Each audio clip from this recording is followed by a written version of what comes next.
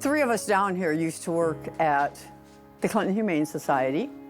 And what we saw while we were up at the Humane Society were quite a few older people, elderly people, would come in literally in tears and say, we have to give up our animal because we can't afford to feed both the cat and ourselves, or the dog and ourselves. You could not walk into any animal shelter at this time and not hear the same stories of, you know, Fifi, great dog. We've had Fifi for 17 years. We just can't take care of her anymore. We can't afford it. We can't afford the food. My mom passed away 7 or 8 years ago now from Alzheimer's, and she had a cat named Smokey. And I mean, that was why she got up in the morning. It was because Smokey needed her. And I think that's the case with so many of these people. I mean, once that animal's gone, their whole life is gone. They're done. That's how Midwest Pets came about. We decided we were going to do something about that. We were going to help feed these animals to keep them with the people that loved and needed them most. I have been involved since it started, so back in 2014. I love animals. I think anybody who does this job just loves animals. We used a little building up in the north end of town called the train depot. And it was just a little building, but they let us use it for nothing. And we did low-cost spay-neuter up at the train depot. And so, I mean, really from there it just grew. It started out feeding animals, and then it went to adding spay-neuter, and then we added vaccinations and microchips. And I mean, look at us now. We're taking up this whole building. It's 7,000 square feet.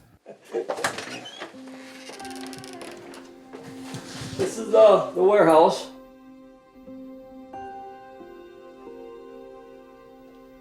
It doesn't last very long. It goes pretty fast. Kennels to help.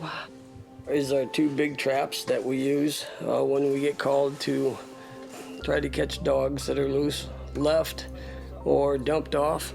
When I first got into it, I seen people just dump their dogs out in the country, and it just like ripped my heart out. Sometimes that's all they have left. These homeless people that come in here, they don't have anything, but they've got their dog, or some of them have a cat.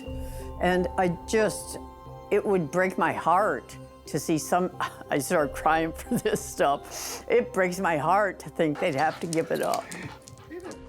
He's a rescue for the Humane Society, and I actually did get his backstory. More than likely outside all the time. He don't like getting wet, he hates the rain. He don't bark, so he's actually low maintenance, good dog. They told me to get rid of him, go to shelter, go door to door, or take him out in the country and just shove him out. I told him he stays with me. But for mental health purposes, very important. That may be the only thing that they have, the one person or animal that they can connect to talk to where nobody else is listening, but their cat or dog is always listening. And they're truly family. There is a misconception that we are a vet clinic, which we are not. You might have heard today where I was talking about rabies vaccines and that we do not have a vet on site and we are not allowed to do rabies vaccines, that they could come to our vaccine clinic, which is quarterly. We do work with a vet from DeWitt. She is the one that comes in and does all of our vaccine clinics. I always see people that are very grateful, very happy that we're filling this void. So people truly care for their animals and they're trying to do best by them.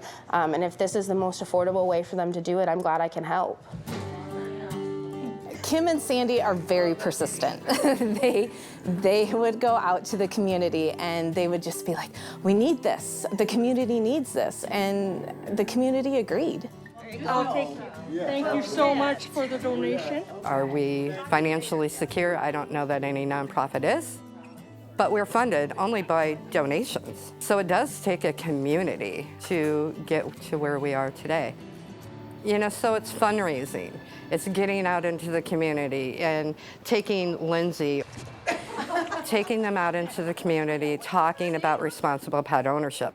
Because the pig is what gets you in the door. It gets you the show. Yeah, she's our spokespig. We call her the MPFL spokespig. She is really smart, isn't she? 16 might have been when I got my first pig. So I got Annie Oinkley first. Maybe a few months later, I think Frank Swinatra came. And then Ham Solo came, and yeah, it just went on and on. I absolutely love the spokes pigs. They are a great addition. It's nice having them, especially most of them coming as rescues, especially like Lindsay Loham, who is an adorable little thing and just wants attention and to be loved on. What could go wrong there? I don't know, I got so wrapped up in it. I didn't mean to ever be a hoarder, but I think I kind of am now. You know, I've got 11 pigs. God, who does that? Honestly, yeah, that opened the door for a lot of programs to get out in the community. What do I get out of what I do? Nothing. I get absolutely nothing. But what I mean is, I don't get a paycheck. But you know what? I do get satisfaction out of it. I go home so many times happy with what we've done for the community. And I mean, we're taking care of, I think, 5 counties. It does bring me joy.